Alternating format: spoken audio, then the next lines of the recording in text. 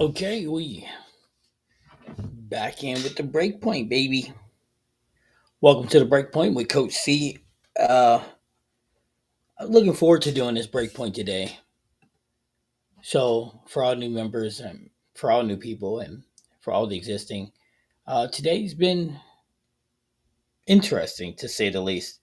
So, before we get into the said topics, what we're going to do is we're going to wait for some of our people to get in, and then once they do, we'll go ahead and we'll talk about a couple topics in the bowling universe as of right now because I think some of it is interesting to say the least. So I hope everybody's having a good Friday so far. Um, good Friday's always a great thing to have. We have some things going on.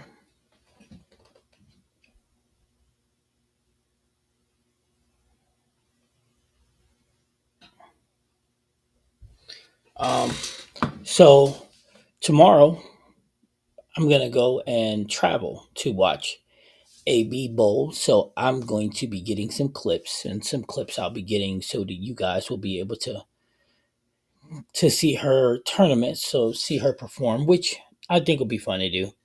And the best part is Tayshawn is going to come down with me, so that's going to be awesome. Something that we haven't had a road trip as far as bowling goes since last high school season. Oh, no problem, Chad. It's my pleasure to do so. Did you get both packages, Chad? I imagine by now you should have got received both packages.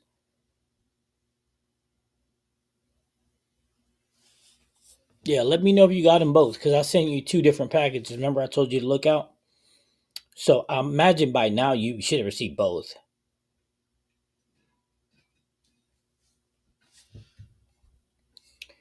So we'll just wait for a couple more of our fellow compadres to get in, and then we're gonna talk about some stuff. The first thing we're gonna talk about is okay, perfect. Well, what I did is I sent you all the extra stuff. Just go ahead and give it away, man. Say, here you go. You know what I'm saying? Hey, thanks, Josh. Yeah, I'm having a okay Friday so far. I'm having an okay Friday so far. I bowled on a sports shot yesterday, man. I did something to my knee even more. I felt this really sharp pain in my knee yesterday. However, I managed to finish. I didn't finish very good yesterday, but I managed to finish. I started 218, 203 on Chameleon, and then once I felt that pain, it was just a matter of just finishing. I probably should have just stopped when I did, but it is what it is. But up until then, I was running pretty hot. So, um, of course, you guys seen League on Wednesday, so I didn't bowl good, but I didn't bowl bad.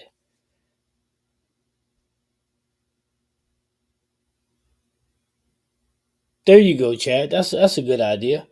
What's going on, Corey? How you doing, buddy? How you doing, Corey?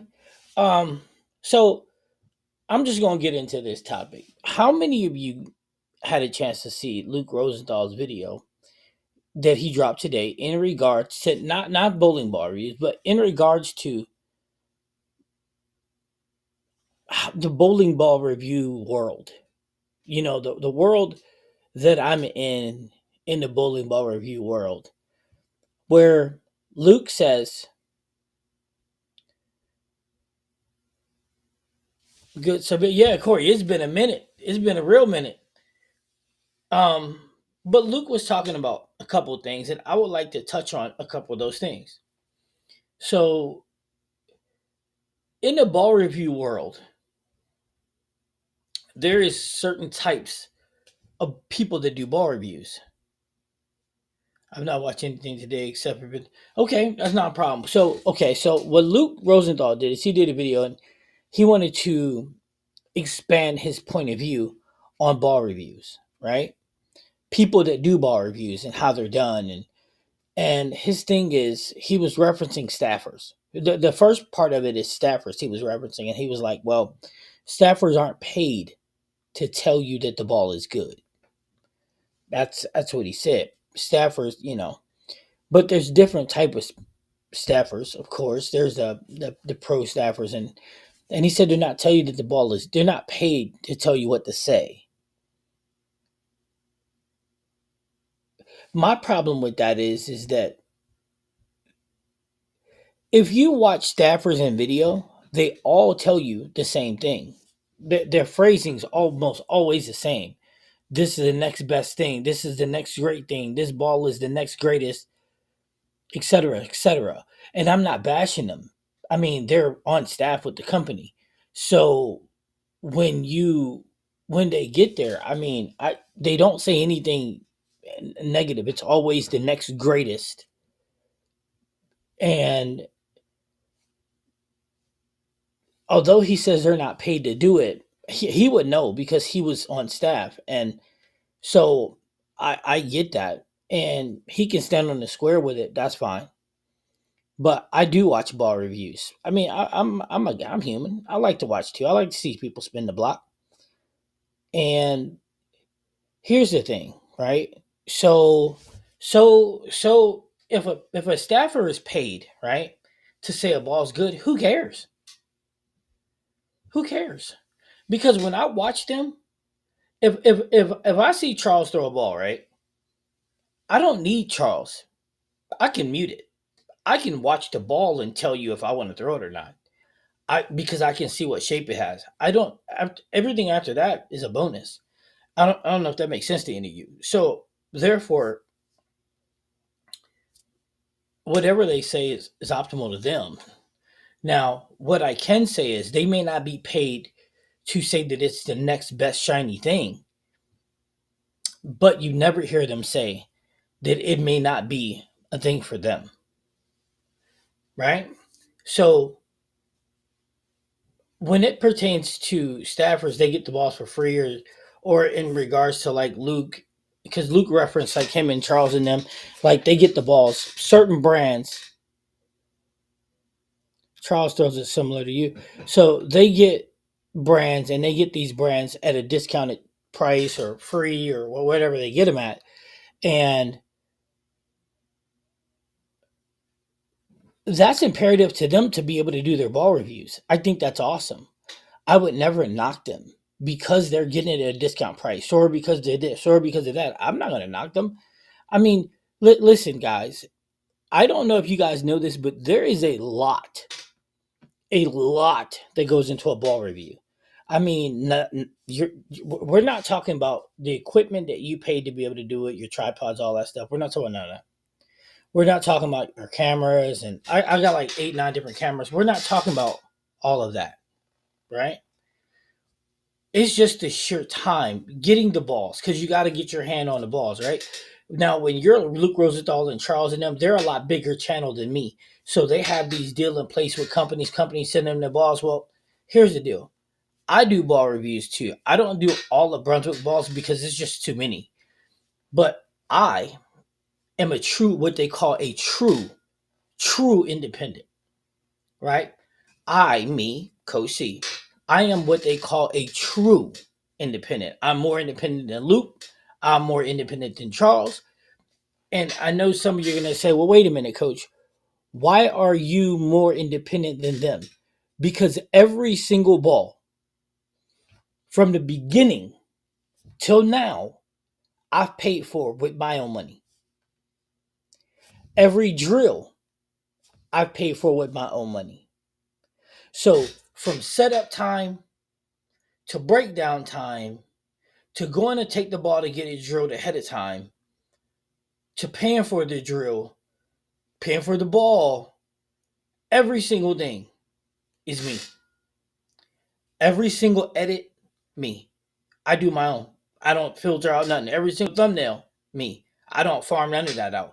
Every single thing in my process is 150% done by me. So when I do these things, if I criticize a bowling ball, I'm not ever saying, hey, I don't want you guys to buy it. When I say a ball isn't ideal, I'm saying the ball is not ideal for me. You know what I'm saying? But I need people to understand this process, right? When they want to clump all ball reviewers together, I shouldn't be clumped in there with the rest of them because again, I pay for every single thing I get. Every brand thing that I get, everything I get. You name it, I pay for it. I'm not watching anything today. Let's see. I'm gonna read some of these comments and then we'll keep going. Am I making sense to anybody? Does everybody understand where I'm going so far? Charles throws similar to you. No, I don't think Charles throws similar to me, but if you think so, I'm okay with that. They always say everything is good. You're right. They never criticize anything. Joshua, that's what I'm saying. What's going on, Too Tall, my dude? Larry, what's up, my dude? What's up, family? Friday just got off work. Ready to spend some time with the Bad Bull and family. See, that's what I'm talking about, Larry. I'm glad you ready to pull up a chair, bruh. Oh, BG in the building. What's good? What's good? So, does everybody understand what I'm saying? Now, listen, check this out, right? I'm not putting down the Luke Rosenthal's or the any of them because they've been in the game for so long that they have a following that's so big that companies go to the table and say, "Hey, you know what? I'll send you this. I'll send you this. I'll send you this." At some point in the future, they may come to me and say that. But here's the deal, and I'm gonna keep this as real as I can get. I don't have a problem buying every ball. If I if it's 10 years from now and I buy them, I'm still buying them. I don't care, because this is how I really feel. If I'm able to still be bowling in 10 years and doing it, then hell yeah, I'm gonna keep doing it. You know what I'm saying? I'm not looking to get nothing free. I'm not looking to get nothing handout. I do it because I love to do this. I love to be able to show you guys what a ball looked like. Now, could I get more technical in what I'm doing? Could I let you know how the ball is operating from here to here, here to here? Can I use a lot of terms? Sure, but I'm going to lose a lot of people because here's the reality. When you watch Luke, unless you are a bowling quote unquote bowling nerd, a lot of the terminology that he uses you won't know. I try to make mine as easy for someone to understand as possible, right? I do. I try to move left as I'm going. Why? Because I want people to be able to see how the ball is going to react if you do these certain the characteristics of the ball if you're moving left. You know what I'm saying? Now I could just be like, you know what, this is my shot. This is what I want to do with it. And I could just throw that one line and be good, but that's not what I want to do. But again, and I can't stress this enough, what I do because that's what I love to do. I love to do the ball reviews. I love to show you guys what's coming. I love to show you guys how it looks and how it, you know what I mean? That's important to me because with our community that we've created, because we've created a very family-esque, very good community, we have a lot of bowling knowledge and we understand the game to a very high level, and we hold it to a high standard, and we're ambassadors of the game and we're growing it. But I, listening to him speak, I think the world of Luke Rosenthal. I really do. I hold him up here. I put him up here higher than even Darren Tang. But I don't fit in their category though, because again, every single ball is on me. On me. I don't have deals with Roto Grip. I don't have deals with Storm. I don't have deals with even Vice or Joe Poe. I don't have deals with none of them. And here's the thing, I'm not reaching out to have deals with any of them. Now, am I growing my brand? Sure. Sure, I'm growing the brand. You better believe we're growing the brand. And by the end of the weekend, yeah, Tamer is also pretty technical, also. Um, I'm growing a brand, and by the end of the weekend, we're gonna have a bunch of merch, dude. For men and women, we're gonna have a bunch of merch. Now, Chad, here's the problem with being super duper technical. Only 20% of bowlers understand it. It's true. Only 20% of bowlers understand all the bowling jargon.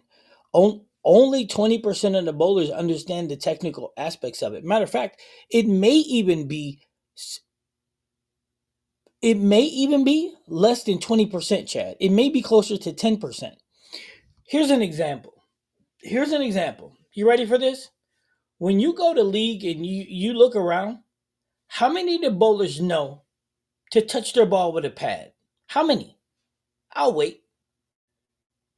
So you think that somebody understands that a core is drilled 2.51 with a low differential 0.034 is gonna charge up in the mid lane? Most bowlers don't even know what the mid lane is. If you say, well, this ball is going to get into its roll phase a little later, what percentage of bowlers understand what the roll phase is? Matter of fact, if you go and ask 10 bowlers how many phases are in the bowling ball going down lane, most of them will tell you there is none. And that's the point, right? Josh, well, guess what, man? The merch is coming. I'm gonna try to make sure it's all the way done on the website by the end of the weekend. Maybe 3 or 4 in my league use pads other than me. See, and that's the point. 80 people in your league, and there's four people, 5 people use them. That's my point. So here's the deal, right? You can act like you have all this information in the world. You can be as technical as you want to be. You can be as analytical as you want to be. But if you got the masses that don't understand it, then what good is it going to do you? If I say, hey, look, I'm looking for this ball to get 35 feet to get into is hook phase. You know what I mean? How many people is going to understand what the hook phase is? How many is going to understand that it was skidding before it was hooking? This is the point, right? I mean, listen, and I'm never going to call anybody dumb, but I'm saying you got to understand who you're talking to. Luke has a reason. Why Luke's reason? Luke was a hell of a pro shop guy. He still is. So everything he says is he referenced Rain Man. He's almost like Rain Man. He references it because of that. However, how many people goes into the pro shop and understand what the PSO is talking about? Not many. Let me get some of these comments up here. Joshua, let me see what you guys say. Took me studying the game to understand and don't see very many people using Surface and League. That's a fact. That's why I appreciate you and Coach A for what you do for us and making us better and giving your honest opinions. Plus, you're reachable, and the big guys may not respond to us. Listen, that's my whole point, and I'm not saying that we're better. I'm in any way, shape, or form because again, I'm saying it, and you hearing me saying this. Luke is probably one of the most knowledgeable people on YouTube. Period. Darren Tang is so knowledgeable, but Darren Tang doesn't come off as a people person.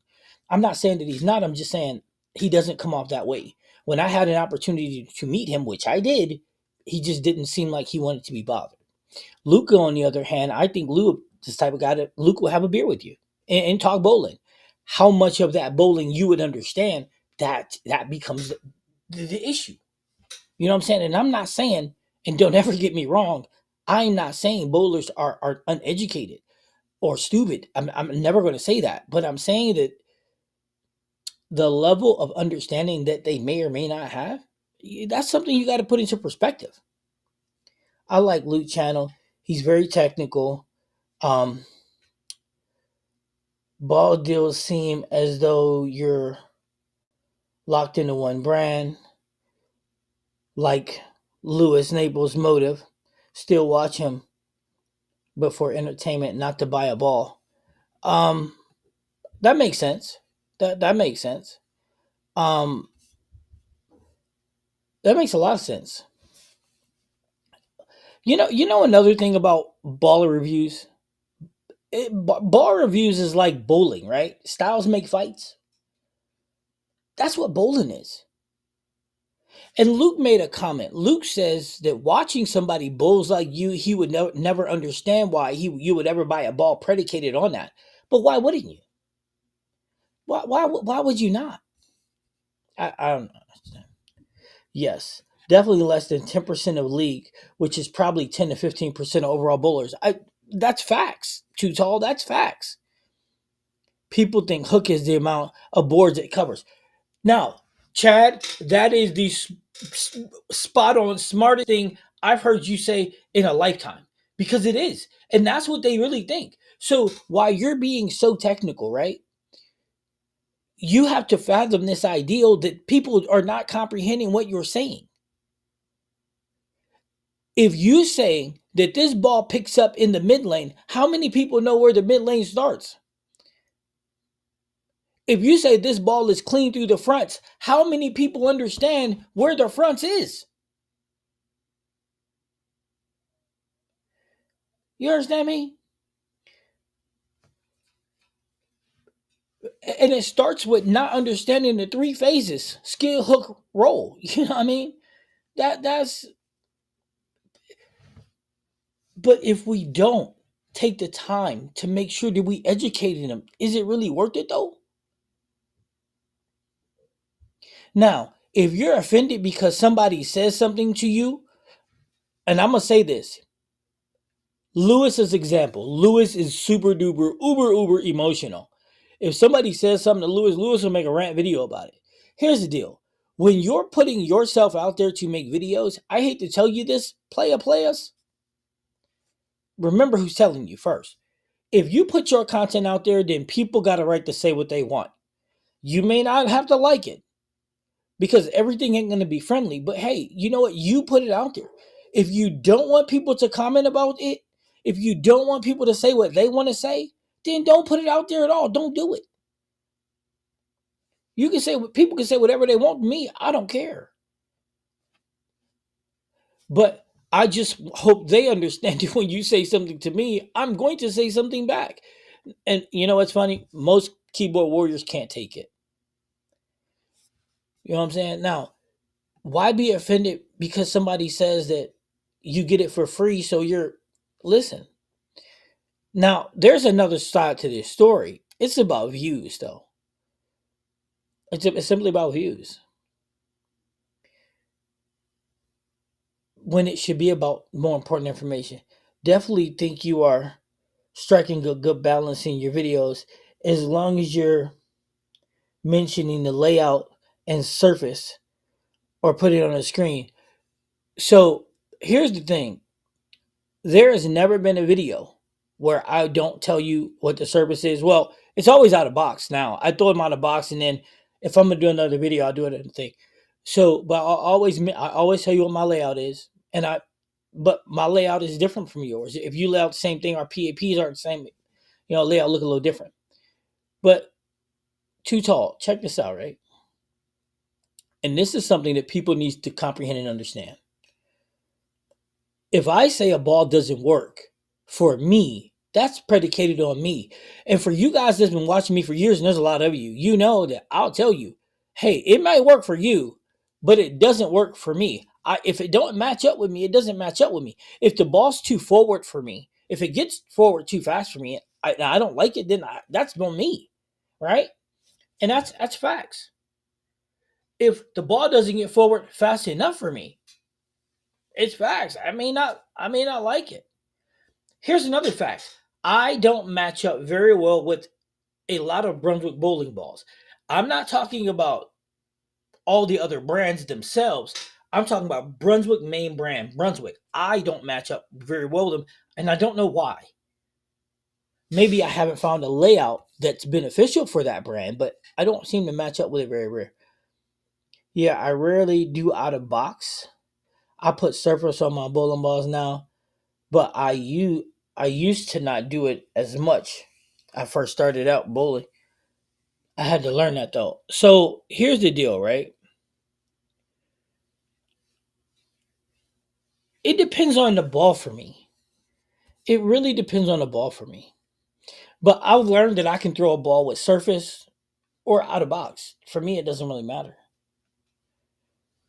To do a ball review, it doesn't matter. To bowl with, that's a whole different ball game. Bowlers are hard headed and resistant and reluctant to change. Corey, that is a matter of fact. But it's not that they're reluctant to change, it's because they think they're doing it the right way so they don't have to change.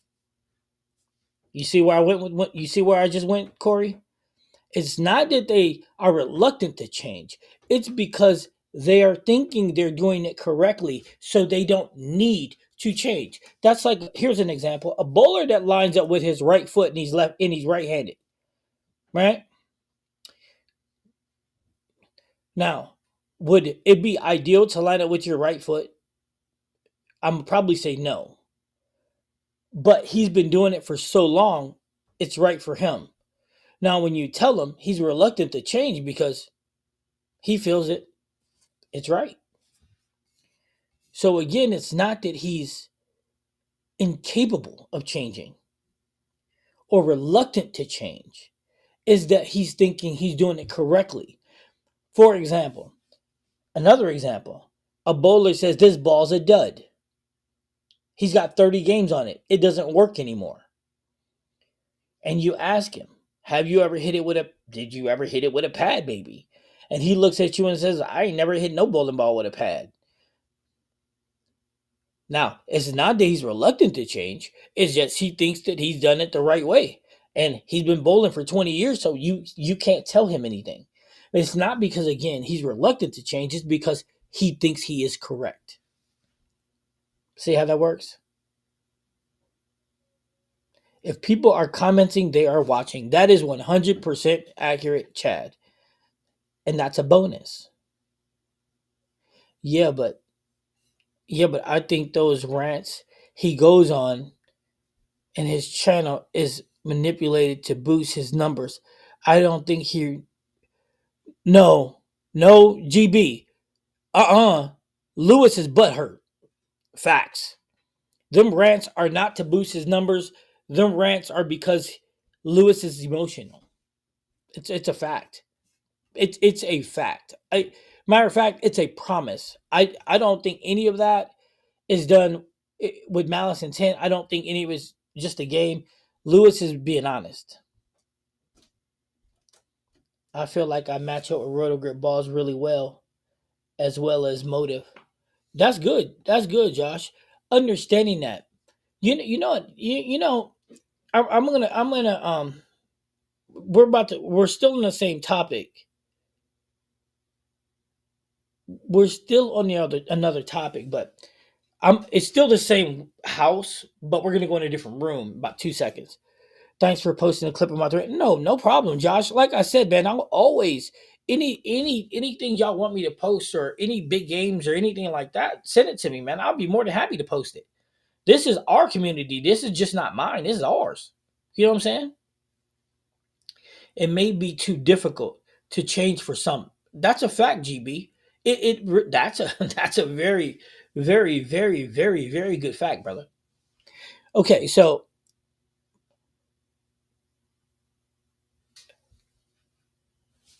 Clifton in the building too. What's up, Clifton? How you doing? I've been bowling over 40 years, and I only started messing with the ball surfaces about 6 years ago. It's fun to mess around with ball surface. And that's because but most people, Clifton, don't do it. Because most people don't know that they have to do it. That's so and that's the thing. Most people don't understand they have to do it. Wow. Why get butthurt over someone being critical? Okay, so listen. GB, here's why. Here's why. I'm gonna explain this to you. And when I explain it to you, you're gonna understand why he gets emotional. He gets a bowling ball from Motive, right? He takes it to the pro shop, he drops it off. That's time away from his family, and his kid, right? So now he goes back to the bowling alley when the pro shop, when his PSO is done. Are you with me? So the next day or the day after, he goes to the back.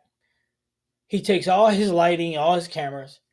Takes him about 30 minutes to get set up. Takes him about 15, 20 minutes to get warmed up. Right? Now, he shoots his video. Okay? He may shoot 2, 3. So now he's 3 hours in to the bowling alley. Now he breaks all his stuff down. Right? He breaks all his camera stuff down. And then he goes home. And now that he's home, his son is doing whatever his son want to do, his wife doing what she want to do, but he ain't spending time with them. Why? Because now he's got to edit all his content. So now he's got to edit it all. If he's me, because this is my schedule, and then he edits it all. So it's going to take him an hour, sometimes 2 hours of video, depending on what you're trying to do to it. But at least an hour, because you got to get your video right. You got to add all your stuff to it, and then it's got to render, right? So you do all that, and that's all you, right? And then you get somebody talking crazy. And if you're an emotional person, see, and this is not a knock on Lewis, this is a knock on men in today's society. Men in today's society are emotional when about everything. Look around you. Look at the dudes and look how emotional. Oh, your girl cheat, you want to cry in a corner. Man, get the fuck out of here. There's more women than men. Get you another one. Listen, in the state that the world is in right now, men are emotional. They're not like they was when in the 80s. It's not like they was in the 90s. Men in today's time are emotional. And if you're an older guy like me, you're in your 50s or whatever, you're gonna know what I'm telling you is a matter of fact. Men are soft. So they emotional. And because he put his hard work, his time in, and you say something crazy off the rip to him, he emotional. If you say that to me, I ain't emotional because I don't what you say. I know who I am. I know my skill level. I'm good. But he don't see it that way. You understand what I'm saying? That's the problem. So the problem isn't just Lewis. The problem is Lewis slash soft. And I'm not saying he is because I like the guy. I would love to kick it with Lewis, but he's an emotional creature right now. Men are emotional. Come on, man. Larry, you old school. I'm only using Larry as an example because I know Larry's around my age. Larry, be honest. You go to work, you go to bowl. Look at how emotional these are. Is. I mean, for real, look how emotional they are, man. This men ain't emotional. You know who emotional? Women. And I'm not calling Lewis a woman. That's not what I'm saying. That's not my meaning. What I'm saying is that's why you GB, you wanted to understand why? It's because he's emotional. Men are emotional in today's life. He should be like, who cares? Because here's the deal. When you put yourself out there like that, people are going to say what they're going to say. Why is somebody going to tell you thank you when they can try to bash you? Because they're bashing you to make themselves feel better? Come on, man. Stop it. Stop it. Darren is like that too. Emotional damage. I believe that Jesse's situation has him in trust issues, and Mikey seems to be more people friendly to me. Okay, so Larry understands it. Larry gets it. And I didn't even see this before I had said something to him, but Larry gets it. Let me explain further. Darren Tang, proven fact. Darren is emotional. Darren's an emotional creature. He's emotional. He's so emotional that he went and took his time to make a video out of pocket to semi bash Jesse. Why? He didn't need to. He didn't even need to tell you that him and Jesse split. He didn't. But he did because why? He's emotional. If it would have been me, I wouldn't have said nothing to no one because it's not anyone's business. But again, there's something wrong with the younger generation because the men aren't manly. They're emotional.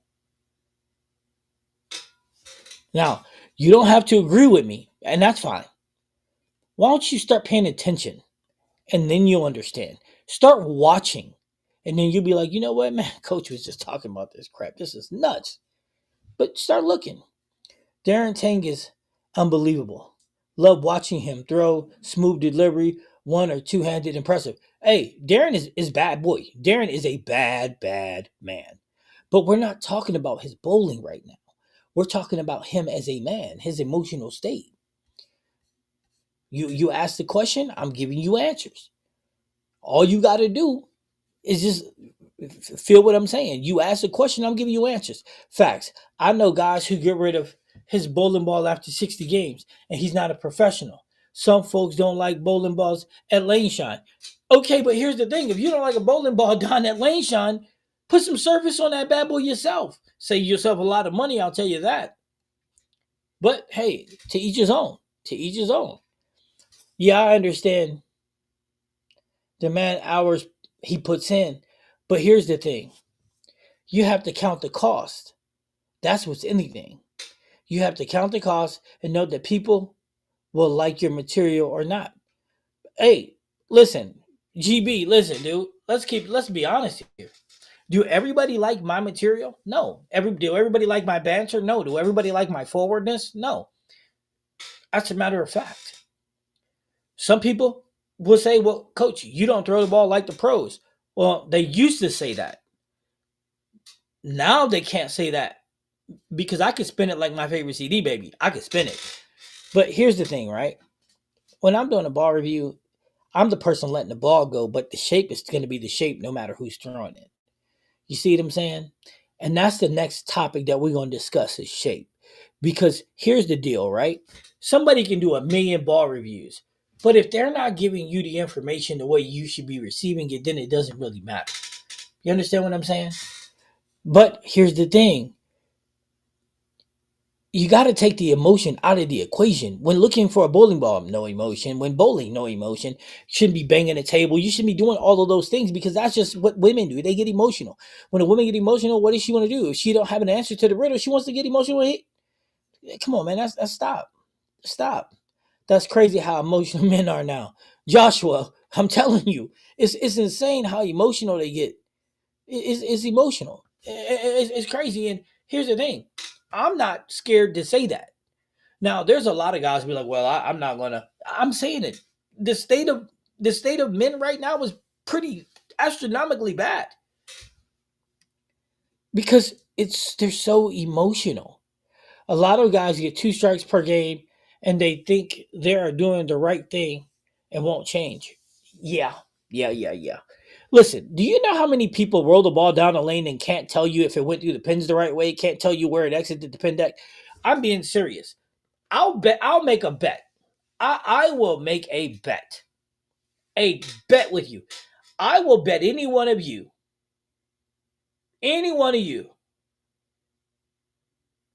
a new bowling ball, new merch, and all you got to do is come see me and bowl live one game, and I will give you. You got to get 9 out of your 12 shots and tell me where the ball exited the pin deck. That's all you got to do. I'll tell you what. I don't think anybody in this chat or anybody that watches my channel will win that bet. I probably heard it all by now in my live chat. Listen, we have, but again, you got to understand, you're old school, Chad. When you old school, you're not as emotional. You're not. All right, that's like I'm gonna use this example.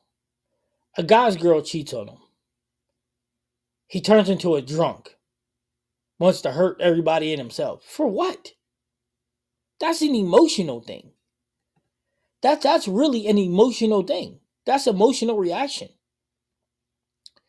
I like Lewis. He has a very first he has the very first bowling channel I viewed when I got into bowling 4 years ago. GB, I like Lewis too. I do. I think he's a really stand up guy. Like I said, I'd like to kick it with him. I might even have to play basketball with him. You know, I beat up on him a little bit, but that's all right. As long as he don't get emotional about it, we good. No, I'm just kidding. But I would hang out with Lewis though. Next time in Vegas, I'm gonna try again for the second time because I did try to bowl him last time I was in Vegas, but I got crickets. Crickets. If you have a different opinion with some men, they start freaking out and can't even have a conversation without manifesting anger and rage. That's a matter of fact. But Joshua, let me ask you a question. What you just said is really, really true, right? But who does that? What characteristic of a person does that? A woman. What you just said right there, manifesting in rage and anger, who does that? An emotional woman. And women, don't get me wrong, I'm not knocking y'all. I love y'all to death. But y'all emotional. Emotional. And that's what men are taking over them signs. Actually, it's funny because women are actually becoming less emotional than men in a lot of cases.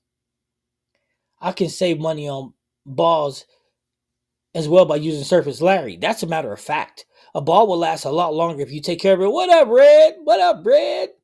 That's my guy. The emotional state of guys in bowling may be the reason why the sport is struggling to gain a mass appeal from casuals.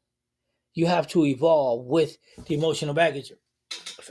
Listen, Larry, I mean, GB, listen, it's not just, see, listen, we got to, listen, don't compartmentalize the two things. The issue with men being emotional, it's not just a bowling thing, it's an everyday thing. You understand me? The reason why bowling's not catching the casuals is this, and there's a lot of reasons, but this is the big one. The reason why the PBA tour isn't as big is because whoever's marketing it is an idiot. That's why. I said it. I don't care. They can call me on the phone. I'll tell them to their face. You're an idiot. Facts.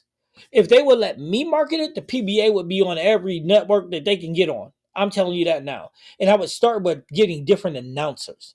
That's what I would get. I would make it so that the PBA bowlers would understand that when you are live, it's going to be live. There ain't no be quiet crap. Get that quiet shit out of here. Stop being so damn emotional.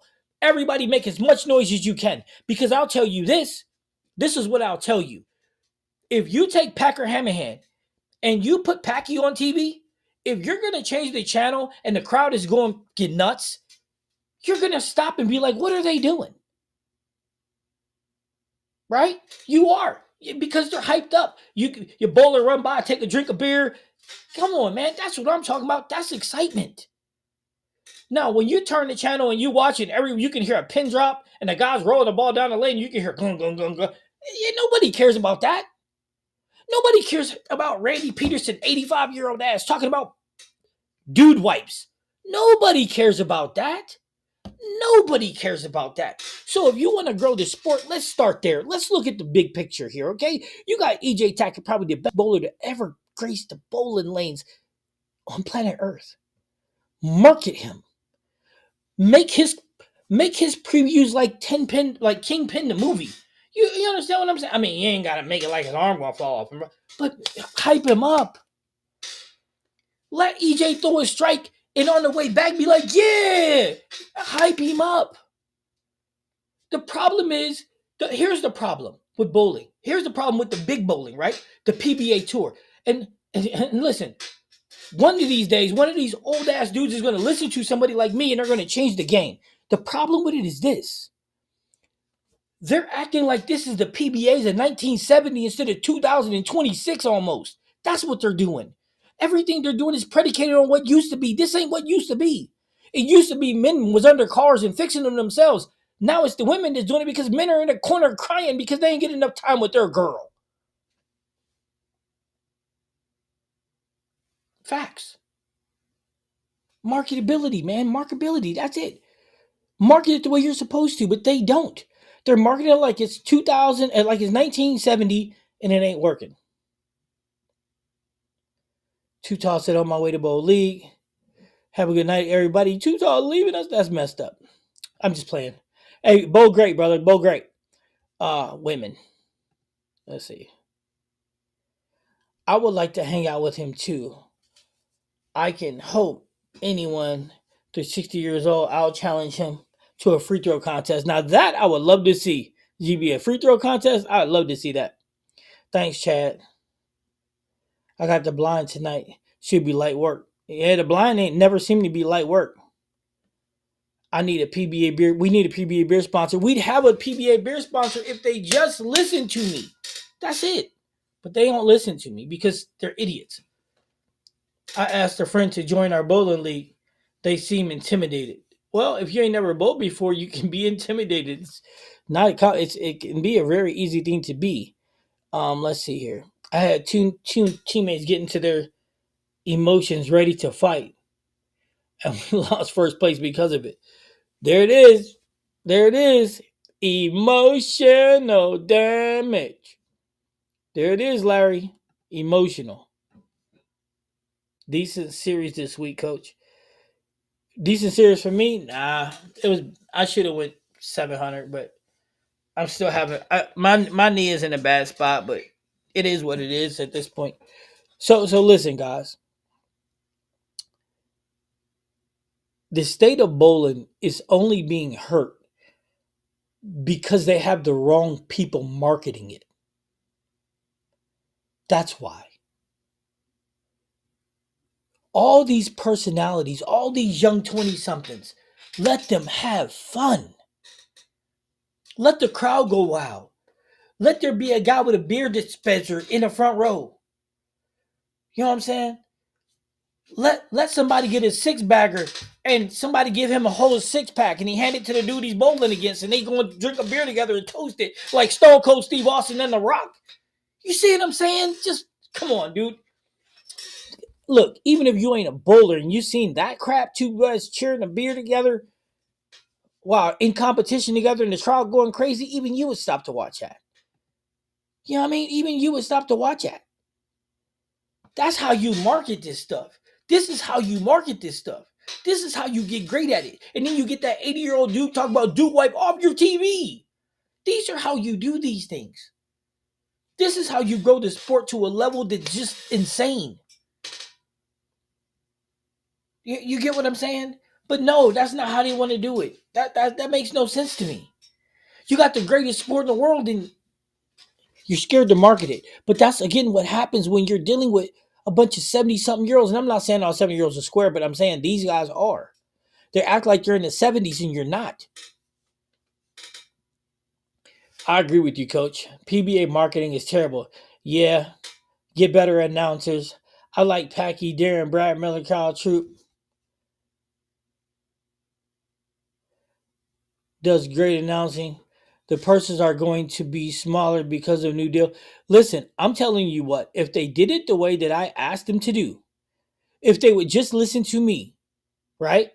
If they just listened to me, they'd be bowling for $1 million purses. If they listened to me, they'd be bowling for $1 million purses. The tour would be longer, it would have more stops, and they'd be bowling for a lot more goddamn money. Because the fact of the matter is they're not tapping into the young people. That's the problem. Young people, they're not excited about it. They got to tap into that. They got to tap into our age, the 40 something age, the 30 something age, and the teenagers. How? By having a great time. That's how you do it. That's how you do it. And if the PWBA would ever watch, one of their representatives ever watch this, why don't you call me? You're right here in Rock. Why don't you call me? Y'all listen to me, and then y'all be making more money than the PBA. Facts. Facts. And PBWBA is easier because they got a couple pretty girls, and you market them. There you go. I was a few missed corner pins from 700. Well, dang, Josh, that's what I'm talking about. Natural ice beer sponsor would be cool. Hey, listen, they would have a lot of sponsors. You know what I'm saying? They would have a lot of sponsors if they let somebody like me do it and need to be done. Talk about emotional. That is where Dude Wipes is a sponsor. I just you can't even make this up, Chad. You can't even make this up. I think Cal Troop has lost himself a little these past couple years. He isn't as excited as he used to be. He's a little older. But here's the thing. Troop isn't having the success he used to, but if you notice neither is Belma. Remember, they were ahead of the curve as two-handers, but remember they two-handers would be the wave of the future. Well, guess what? One-handers are still ripping and roaring. All right, so let's get into phase two. Remember I said we're going to jump out the house and into another one? What ball reviewers don't understand is one major topic. We should be teaching bowlers more than just ball shopping. We should be teaching bowlers shape shopping. Now, in the chat, can anybody tell me what that is? Shape shopping. Can anybody tell me? And if nobody can tell me, I'll explain it. I heard the purses were going to be smaller because of the CW and CBS deals. I asked Chris Barnes, Brad Miller, when was the last time they came to Nashville? Their response, never. Or it's been years. Um, Again, GB, I'm saying this in the best way possible and in the nicest way possible. The reason why their deals are low. Now, do I think it's great that they have the CB and the CW and the CBS deals? Do you think that I think that's great? I think that that is remarkable. But I also think the issue that we're having isn't that they're not remarkable. The issue that we're having is they're being negotiated in a place of weakness.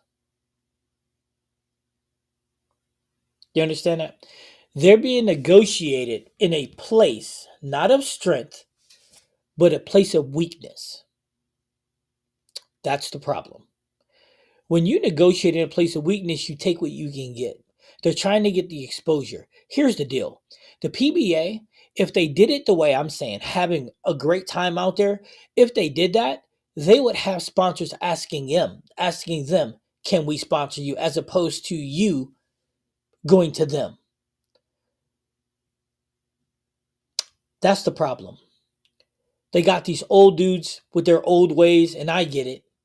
But here's the thing.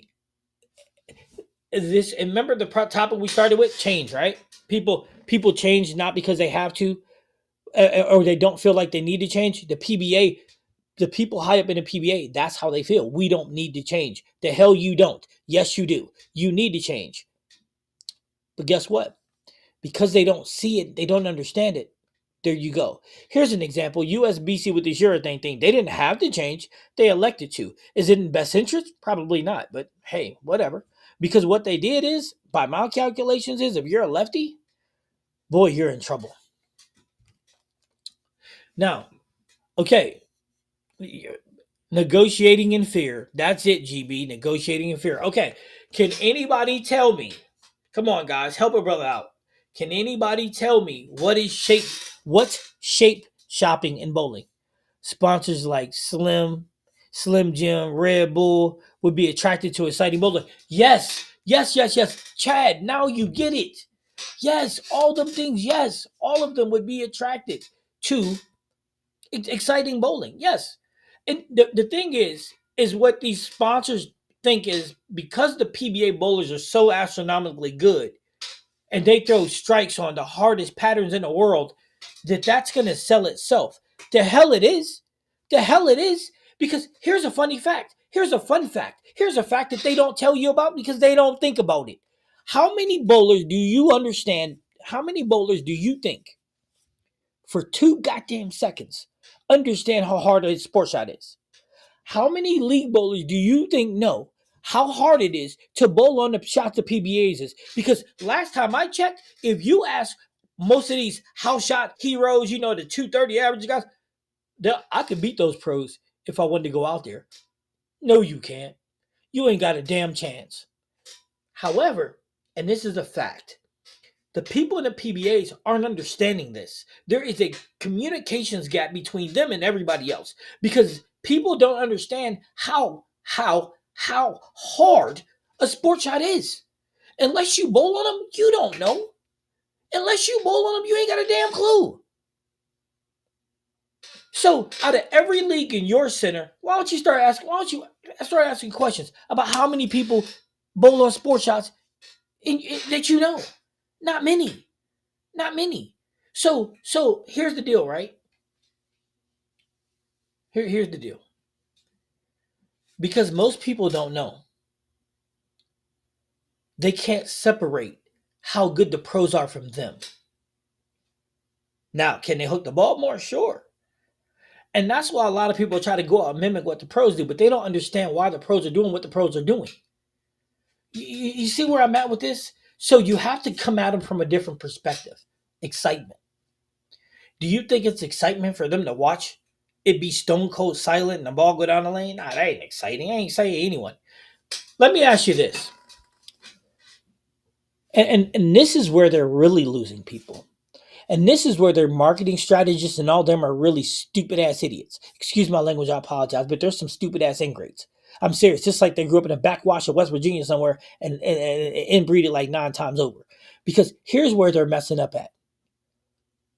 When your bowling league, does everybody get quiet every single time you roll a ball? Nope. Is it can you hear a pin drop every time you roll a ball? Nope. So then they're like, why the hell they gotta be quiet for them? Because it doesn't relate. They can't relate to it. Are you understanding what I'm saying? So when they're seeing this on TV, they're not relating to that. They're not. But what people can relate to is having fun, the crowd cheering nonstop, the bowlers excited about throwing a strike. All those things, that's relatable. And if we can do those things, then we got you. We got you. Never heard of shape shopping. Sport shot flat pattern, hard as heck. GB, I get what you're saying 100%. I was in a sport league. It was like clocking and working. Hard, stressful, but the challenge was fun at the end of the day. Facts. But you, GB, have done something that most people don't do. Most house most house shots counts a sport shot as being slightly used house shot. Sorry, bowling second squad is not bowling on a sport. That no, that Clifton, one has nothing to do with the other. I'm gonna tell you that now. That just nope, absolutely not. Burn up bowling on a burnt up shot has no out of bounds, and it's easier, a lot easier. Burn shot easy. You can burn on a burned up sports shot and still have an out of bounds. So if you touch five, it ain't gonna recover. It's just not the same world. Okay, so let's get into let's okay. So I made a reference, so we're gonna talk about it real quick. Okay, shape shopping.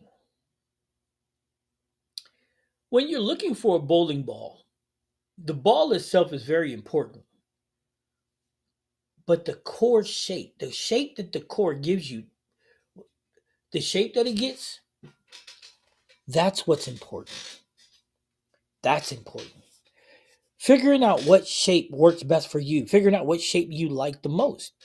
Those things are super duper uber uber important.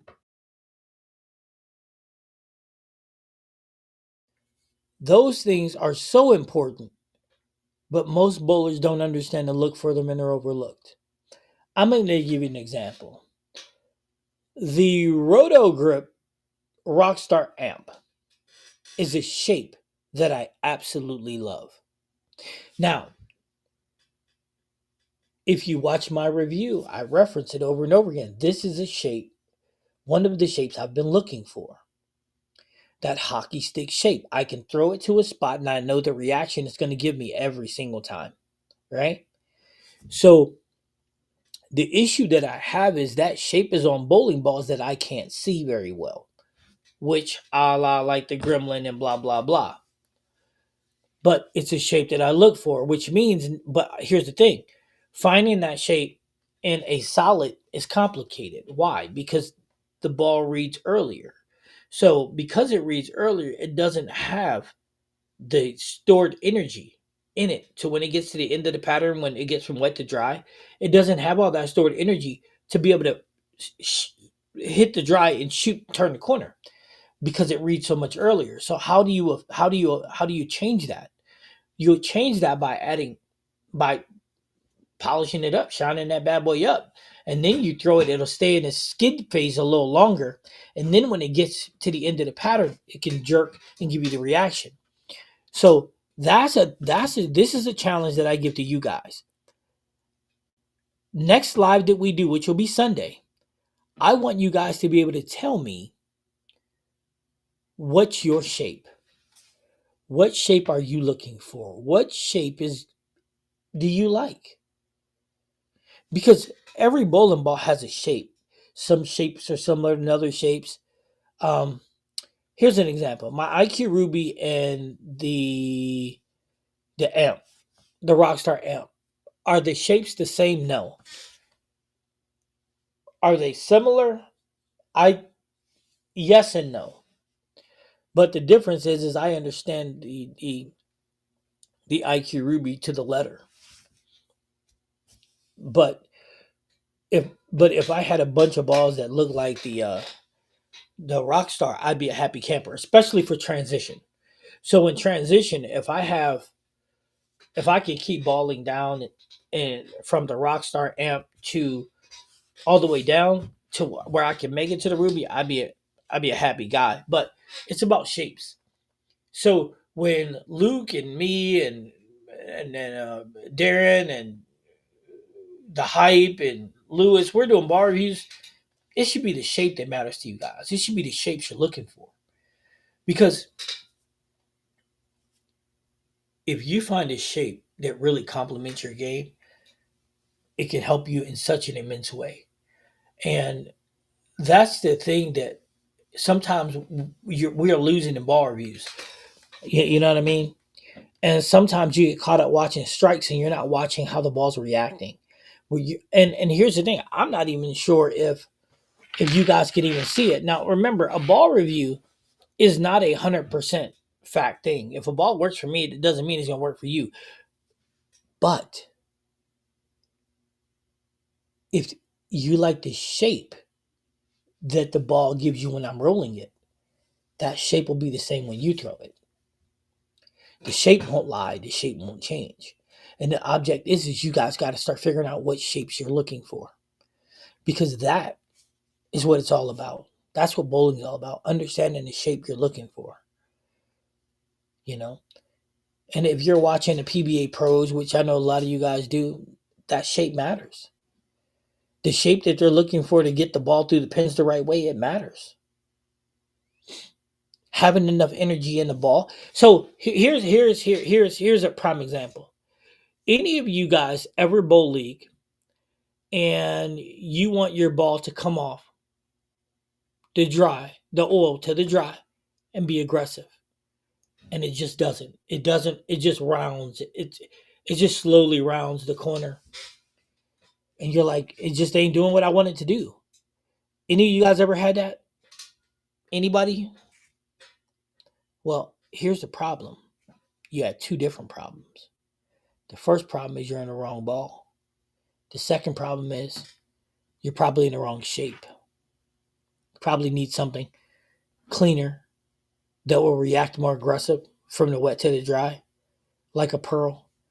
And then you may have been looking for something to skid flip. And that's the reality. You need to understand what it is that you're looking for. Okay. GB said, I got you. My infinite physics does the hockey stick thing. Love that shape. Also, my IQ tour is more rounded for me. My face too, not so much, but I love that shape too. All are controllable for me. Now that makes sense. Now do you guys understand what I'm talking about in regards to shape? You see what I'm saying? Let's see, my boy Clifton, he said, I do not like the hockey stick shape. I will put surface on a shiny pearl to get it to shape better for my eye. Okay, that makes sense too, because there it is. If you put surface on it, it's going to make it read and bleed its energy earlier, which means that when it gets to the end of the pattern, when it gets from the wet to the dry, it's not going to have as much energy to jerk and turn the corners violently. That's why, in Clayton, people didn't get it. That's why Clifton is saying that he is putting surface on it, because what surface is allowing it to do is read earlier, which is allowing it to bleed a little energy sooner. See, and this is the thing about bowling, right? When you're watching these reviews and they're so technical, they're not telling you why they're being technical. And if you're not familiar with all this, then you're losing, then you're not understanding. And if you're not understanding, then what are you actually learning? You see, that's where I'm at. I'm trying to educate the masses. I'm trying to teach you how to be better. Heavier rolling balls like the exotic gym or the pure madness. I can't control heavier rolling balls as much. Don't know what to do with them. I can tell you exactly what to do with them. Well, take the surface down. Take it down to 1,000. Let it bleed real early. Easy fix. Take it down to 1,000. Let it bleed. GB. It'll be more controllable that way. It'll spend more of its energy.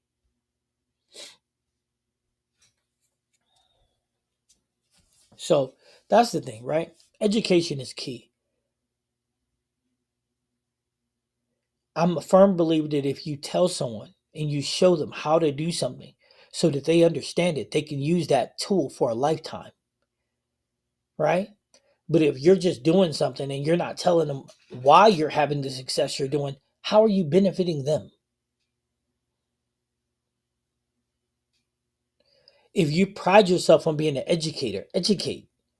Don't give somebody, well, this core is 2.5, 2.47, so it's picking up early into the mid lane. It's bleeding its energy so that it's not as aggressive coming off the oil when it's getting off the wet to the dry, which is making it a better control piece, to allow you to stay further right and allow you to get through the pins a little better. Now, with that sentence and statement that I just made, me, what did that just teach y'all? GB, Clifton, Josh, what did that just tell you? Well, what I just said. What information did I just give you? You guys are bowlers. You guys seem to know the sport. What did I just tell you with what I just said? Anybody want to tell me? Anybody?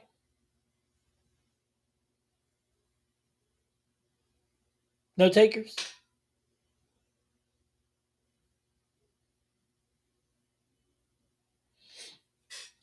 No takers? Anybody? Anybody? Any takers? Because I got another way I can put this. I got another way I can put this. And I bet you if I put it a different way, the I bet you you'll understand every word I just said. Now, if one of you want me to put it in a way that I would say it, put a one. Just one of y'all just put one in the chat because I'm not gonna make y'all, I'm not trying to bust anybody out. I just want to see who understands all the jargon and who doesn't. Because here's the deal. There's no right or wrong here. You're not obligated to understand anything. You're just not. I took the exact. I'm gonna be honest with you, GB. I never liked the exotic gym, but anyway, I took the exotic gym down to 2,000 yesterday. Same result. I still got to. I still got to work with it. That I need to adjust until I find what works. I'm telling you, put 1,000 on it. Put 1,000 on it.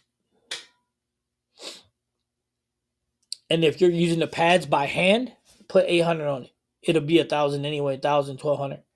All right. So I'm just gonna. So here, I'm gonna give you guys another. I'm gonna say the same thing. The same thing that I said in regards to the 2.47. So I'm doing a bar review on a ball that's 2.47. And I'm gonna tell you what I'm looking for this ball to do is I'm looking for this ball to pick up a little bit earlier so that it uses some of its energy so that it's not so aggressive when it touches the dry lanes. Now, if I do that correctly, then I'm going to be able to be a little more right and prefer and hopefully get the ball to carry the 10 pin. Now, which way? The first way I said it or the second way I said it? Which one of you guys think it was better the first way or the second way? Okay, I'll do 1,000. Yeah, try it out. Yeah, I do it by hand. So you might want to mess with it. If you're doing it at 1,000, it's probably going to be closer to 1,200 to 1,500 if you're doing it by hand. Just being honest with you. So I would suggest doing it with like a 800 pad. For me, let me see here. For me, it's down and in, but I know difference. Balls give you different shapes, and that's where surface can help, and knowing your equipment can help as well. No, that's a matter of fact right there, Larry. But and that's a big deal is understanding your equipment and understanding that you can make a hockey stick more rounder by putting surface applying surface. Clifton, I adjusted my rotogrip duo a few times before getting the shape right. It has the exotic gem cover. Yep, sure does. I took both versions you spoke as being helpful. Um, yeah. Okay, GB, that's good. I'm glad that you took both ways and I said it. Now, here's a question, GB. If you don't understand bowling terminology, which one would you understand better? Ah ha ha. So if we're okay, so now this is why I'm saying this. If we were trying to grow the sport of bowling and you're talking to novice, which one would you rather them hear? The first version or the second version?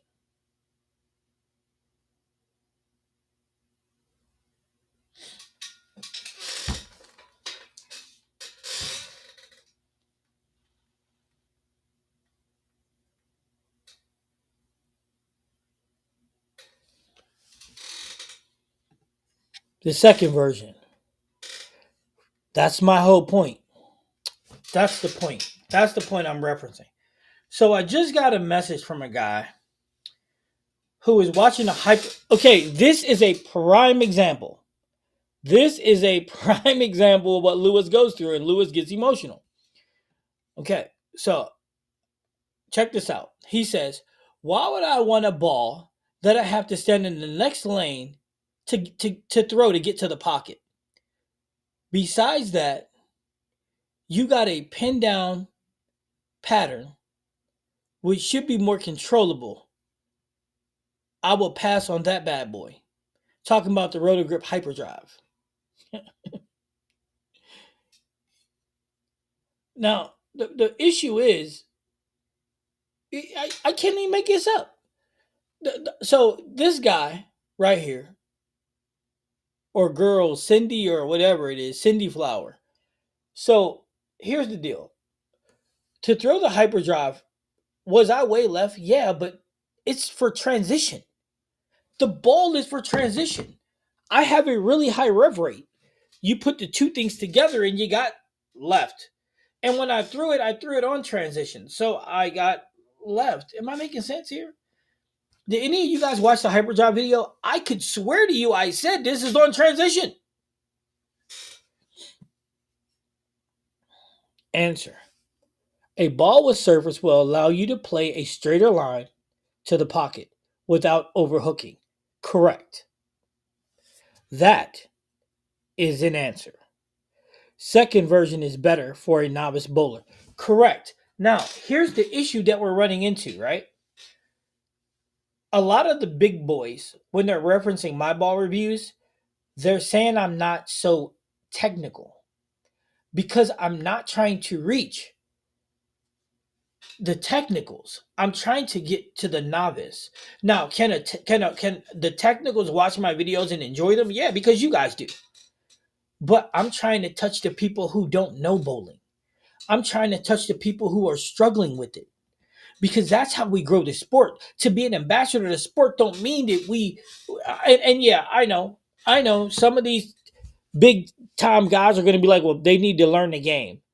Yeah, well, guess what? Maybe it's our job to help them learn. Ooh, maybe it's our job to help them learn.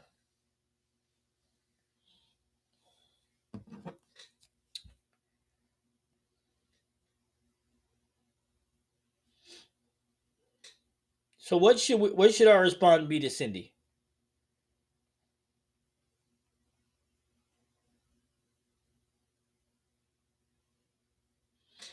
What should our response be to Cindy?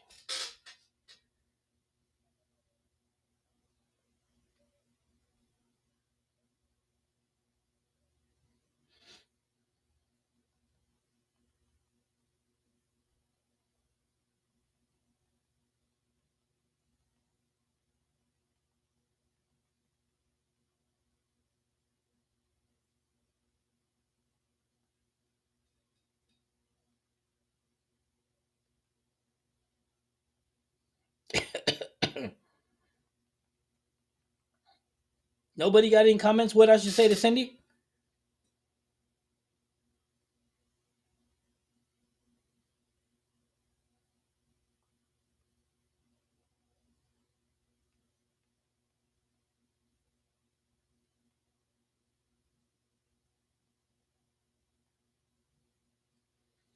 I asked Cindy, does she know why?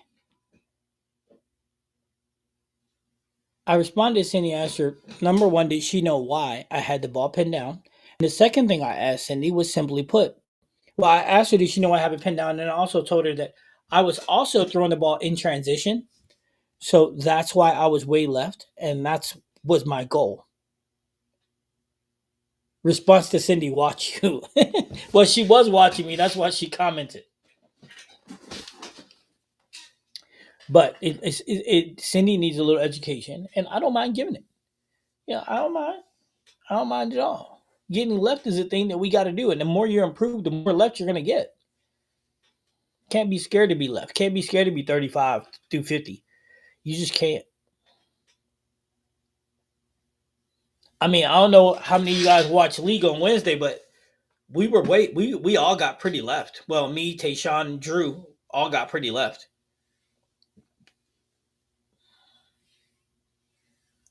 because we tend to burn a lane up rather fast. And we had Chris, the other team had the two finger bowler, and then Dell and Tony was bowling up the track. So it just made sense to push it out to get left. And as you can see, I started with the amp. That's how much I like that ball. That I started with it, and I mean, the shape on it just does what I need it to do. I mean, it just really, really does. I really like that shape. So now it's about me finding a lot of other equipment with that shape that's weaker. Um, I'll go a couple pin downs that way. Just certain things I need to do. Anybody got any questions? Anybody got anything they'd like to see? I'm about to release an actual ball review. I think I'll release it tomorrow. I'm gonna release it in the morning. I'm gonna put it in the thing. You know what? If I can get it done tonight, I'm just gonna release it tonight. It is the Roto Grip Rockstar against the Maxtro Pearl.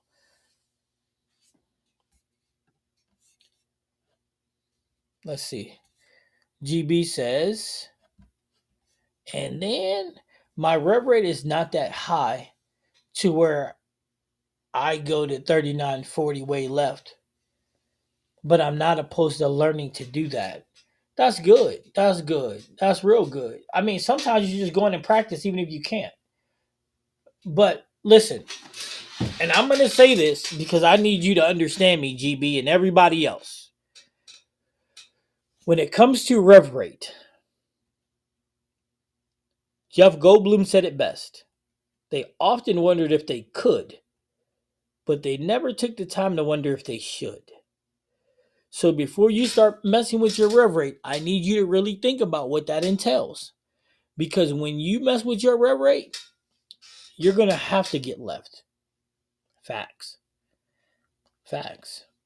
Like, here's an example. On a house shot, I'm almost never right of 25. Almost never. Unless they flooded them or something, on a house shot, I'm never really right of 25. Ever. Matter of fact, I'm almost never left of 28. I'm almost never right of 28. I'm sorry. So I'm almost never right of 28 on a fresh house shot. At least none in this area anyway. Now, if it's got enough volume, then I'm sure I could. But the reality is I'm never left like that. Um, but you know, QB says that makes sense. Don the Dragon Wilson says, I think some people think that moving left is showing off. Moving left is meant to keep your ball in the oil longer down lane before hooking as it comes off the pattern. I could see Clifton. I can see that. I could really see people thinking that. But here's the issue, though. They don't.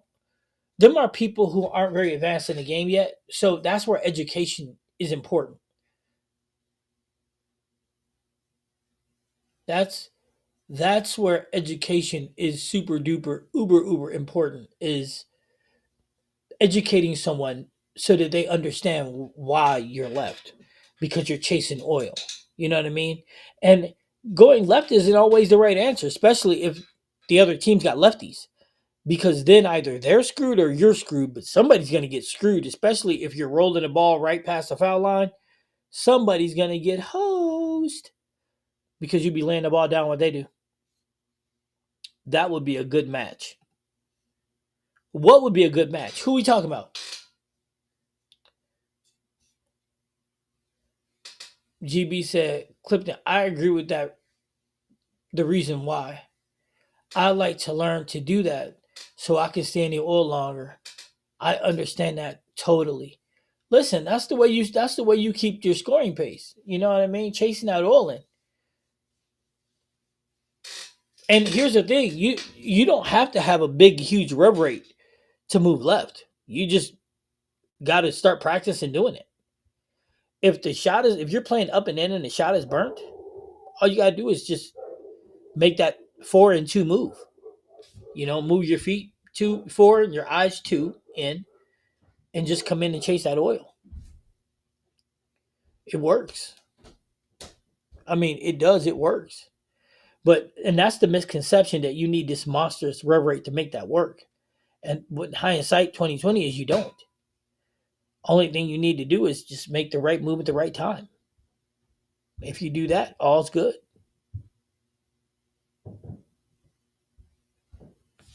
So GB, don't think that you need a 400 rev rate or even a 350 rev rate to move in. You do not.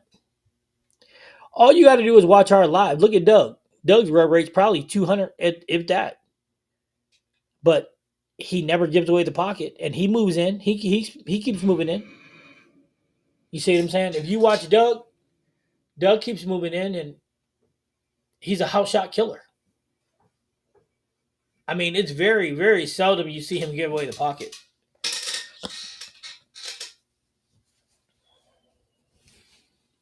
But that's a lot of people. Yes, the Max Trail Pearl versus the Rockstar Amp. Yes, that's the next video I'm dropping. Yes, sir. Yes, sir, Mr. Larry. That is the next video I'm dropping. My 2 favorite pearls to date right now.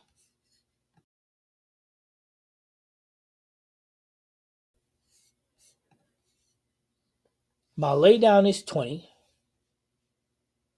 It goes to 5 to 7 down lane for it to get a good entry to the angle pocket. I like speed and revs. It makes pin crash like thunder. Yeah. Laydown is 20, so you're standing, I don't know, between 26 and 28. Wait, if you're laying down it, yeah. I'm going to say 28 to 30, actually. 32, if you're lined up properly. Where are you at, Don? 31? 32? Let me do that math. 20 to 7 is 13.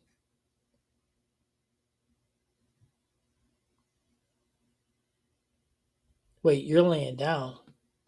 So if you're playing 5 to 7, you're laying down at 20. So you're looking at 15 at the arrow. No, 14, 13, 14 at the arrows. So 13, 14, that's 5, 6, 7. So that's 6.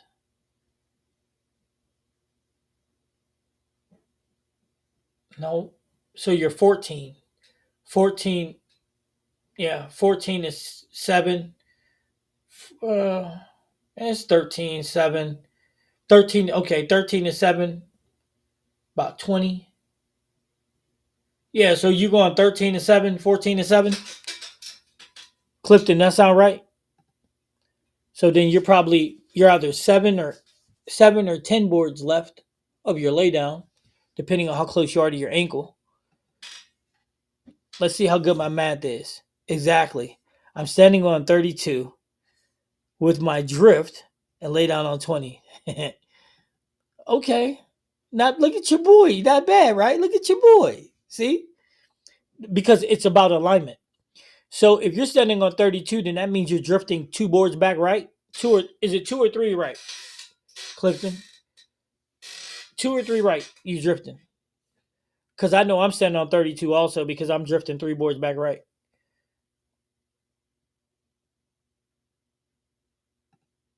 I already recorded it, Larry. It's just I gotta post it. I didn't even keep the typhoon. I couldn't see it well enough. It's weird. I could throw the typhoon better in the dark than I could in the light. Because in the dark I could see it cover the pin that I was trying to hit. But in the dark I could in the light I couldn't. I don't know, it's just weird. That's why I didn't keep the gremlin either, because I couldn't see it very well. Now, here's the fact. If I could find an overseas ball of the gremlin and of the typhoon, I would jump at it. If I could find an overseas ball that had different colors to it, I wish bowling ball companies would give you the option of buying it in a different color. I know the reaction would be slightly different, but I would still purchase them anyway. Because my problem is balls that got shapes that I really like, I can't see them.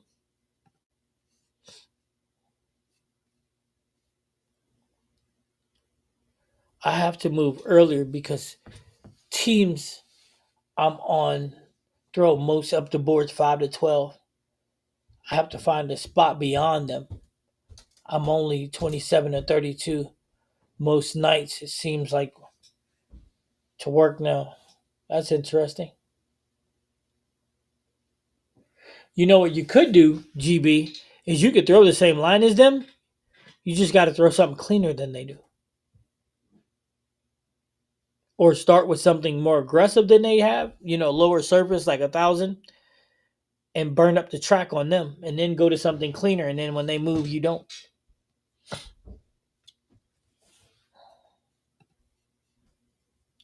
2 to 3 boards is about right. I would need to take a video to get the numbers. Yeah. See, whenever you know somebody's a good bowler, and I know Clifton, I know you are. Um, when you understand I understand alignment very well. So if you can tell me where you're laying the ball down or tell me what your targets is, I can tell you mathematically where you should be lining up. Because it's not just about hitting the arrows, it's about the angles in which you're hitting the arrows to allow the ball to get to 13 to 7 or 13 to 5. It's about the area, the angle in which you need to get. And the better your alignment, the better all you have to do is just roll the ball. Example of cleaner type of balls. Okay, so give me your game. Okay, so before we get off, let's help GB out. GB, give me your game one ball. The ball that you like to throw game one. Because I could scroll up and look, but where's the fun in that? So game one ball, I know you got a P2, you said.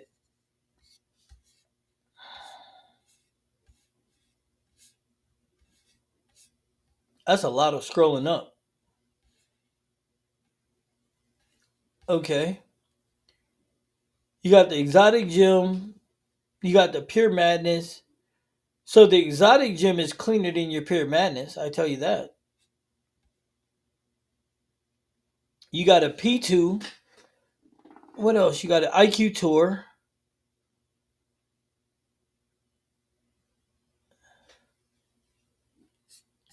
All right, so game one, harsh reality solid. Well, that's really strong. I'll tell you that.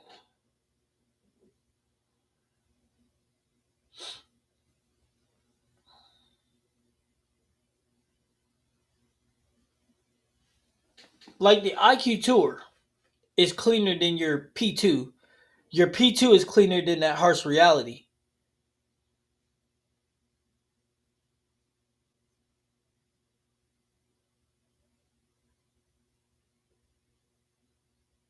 Yeah.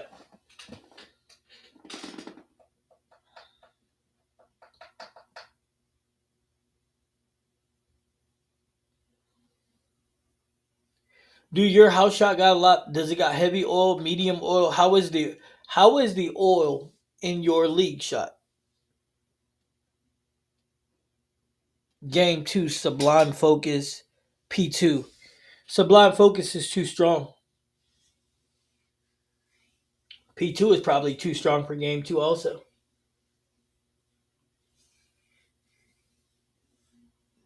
You know what? GB, you need to send me a video of you bowling. You need to let me see it. See you bowl. Not it ain't gotta be league, but you gotta let me see you bowl. If you do, then I can give you a great recommendation.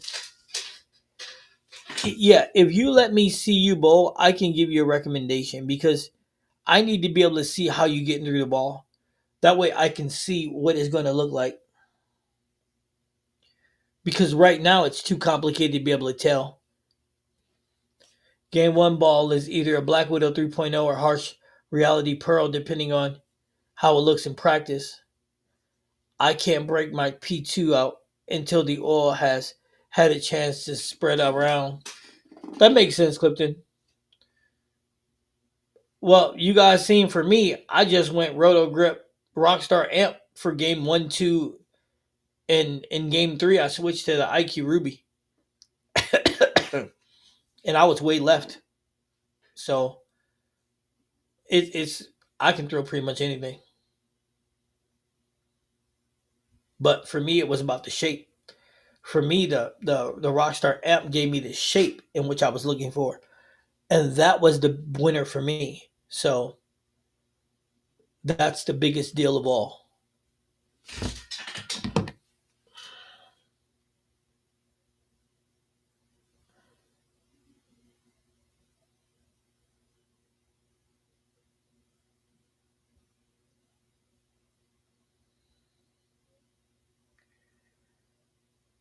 I'm excited. Road trip with Tayshawn tomorrow, man. I'm excited, guys.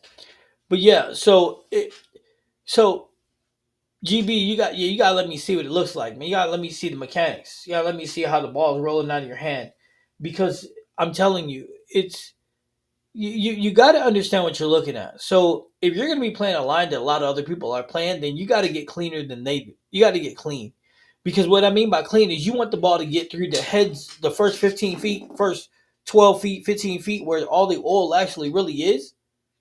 You want that ball to slide through that, through all that traffic. You want it to get further down the lane before it starts to make its move, right?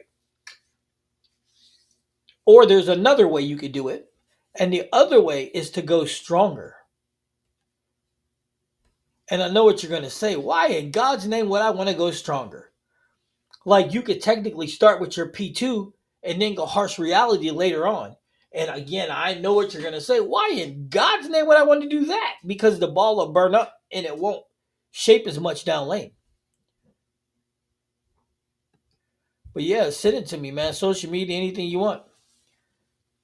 The Rockstar amp looks really good. The Equinox Solid also looks good. That'd be me my next 1-2 combo. I can't. In my league, I can't throw that rock. I tried to throw the Rockstar. Well, I did. What's up, Kenzie? I did throw the Rockstar Solid in game one 2 weeks ago for like 230 something, and then well, maybe that was 3 weeks ago, and then 2 weeks ago I threw the Motive, the Rafter, um, for a 230 something also. But I knew I couldn't do that against the team I was bowling against, because they have a couple of guys with 300 and then one guy with about a 400 rep rate. So it just made it simpler for me to shape the ball right away. But I'm gonna do what the lanes let me do. So that's that. I gotta work on my elbow inside. I tend to go outside. I tend to go out sometimes. That's a big deal, Red. If you can keep it inside and be consistent with it, that's a big, big thing. I never had any coaching like that. Self taught from watching coaching videos on YouTube. I want the help. I'm open to whatever. Hey, like I said, send them, GB. I'm more than willing to help in any way I can. I'll break them down for you, send it back, give you pointers. My next ball would be the Rafter, and I'm looking at the Pride Liberty. That Pride Liberty is, you better get that quick because if I'm correct, didn't that Pride Liberty go on the extinction block? I think that they got, I think that they, what you call that ball? I think they cut it. So I'm curious to see what they're going to put in place of it. But that Rafter, that's a tough one. That's a toughie. That ball's nice. That ball's nice. But the moral of the story is about shapes. If you find a shape that you really like, use it. All right, with that being said, guys, I'm going to jump off here because I need to finish this video up. I need to get it out and I'll schedule it so it releases either tonight or in the morning. And again, any of you guys need any help, you can message me anytime you like. If you got my number, you can message me. Any social media platform is good. And then you can send me videos at the YouTube one. And yeah, that Pride Liberty was discontinued. And also, I will see you Sunday evening. I'll let you know if it's going to be a little later because if my knee allows me to, I'm at bowling the King of the Hill. I can't promise it's going to let me because I'm telling you, something happened to it yesterday that made me just chill. But I'm going to, I would like to bowl in the King of the Hill on Sunday, but we'll see. But regardless, I should be able to give you the good news that the merch is there. It better be up on the site, man. I can't wait for the merch to be there, man. I'm telling you, I can't wait. I can't wait to start rocking it myself. You're gonna see me go on vacation rocking bad bowling gear, all kind of stuff. Hey, yeah, if you can get it for a good price, get it. All right, guys, till Sunday, and I'll let you know if it's gonna be 6:30 or 7, but it'll probably be the local time. I just wanted to make sure that if I do bowl, that I'm not trying to hurry to do better. But with that being said, I will talk to you guys on Sunday. Have a good rest of your weekend, and let's watch some football. I'm just kidding, college football that is. All right, later, guys.